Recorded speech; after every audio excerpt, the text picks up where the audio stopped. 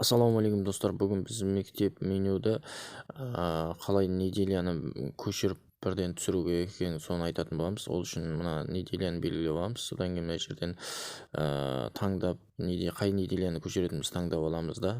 Содан кейін белгілеп алғаннан кейін бірден скопировать дегенді басып жіберген кезде бірден автомат түрде көшірілетін болады неделя.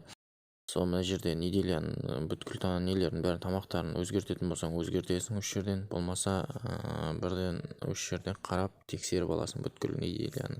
Содан кейін келесі күн неделяның күнін басып аласың да, келесі күн неделяны көшіру үшін тағы мына неделя көшіру деген бар. Сол жерде соны басып, мысалы бір неделяны белгілеп аласың да, скопировать деп басып, бұны да тоже көшіріп аласың. Сөйтіп көшіріп ала бересің. Қазақша каналды қолдап, подписать кнопкасын басып, колокольчикті белгілеп қоюды ұмытпаңыздар. Мына жерде біз неделяны бірден автомат түрде мына жерде бір кнопкамен бір неделяны бірден жариялап жібере аламыз.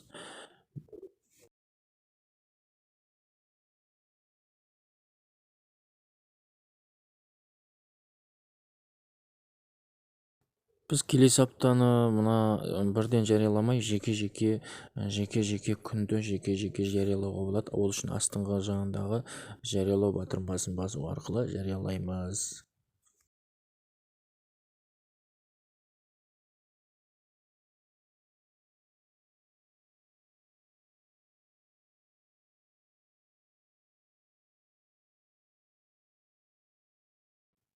Достар, мына каналға жазылып, лайк басып, комментарий жазып, қазақша каналды қолдап отырайық.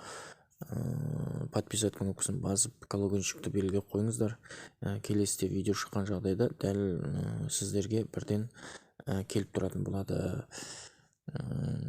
Мектеп менюді дәл осындай қылып толтырып, неделяны көшіріп, неделяны жариялап, бірден автомат түрде ана жерде бір кнопкамен жариялап жібересің, бір кнопкамен істеп тастайсың. Я болмаса жеке-жеке жариялауға болады. Болмаса изменить ететін жерлері бар осы жерде. Қазір тағамды өзгертесің, я болмаса тағамды өзгертесің, болмаса жоғары көтересің, я төмен түсіресің, болмаса редактор етіп басып, сөйтіп оны да не істей аласың. Болмаса тамақты қоса аласың осы жерден. Тамақтың атын өзгертесің, рецебін мына жерден бәрін өзгертіп, суретін қойып, бәрін сөйтіп істеуге болады. Содан кейін сохранить дегенді бассаңыз, сохранить етіледі. Болмаса сохранить келесі тамақты енгізу үшін сіз мына екінші кнопканы басып жібересіз, келесі тамақты да енгізе бересіз. Дәл солай істей бересіз. Мұның қиындығы жоқ. Келесіде жақсы видеолар шығатын болады. Сондықтан қазақша каналға тіркеліп қойыңыздар.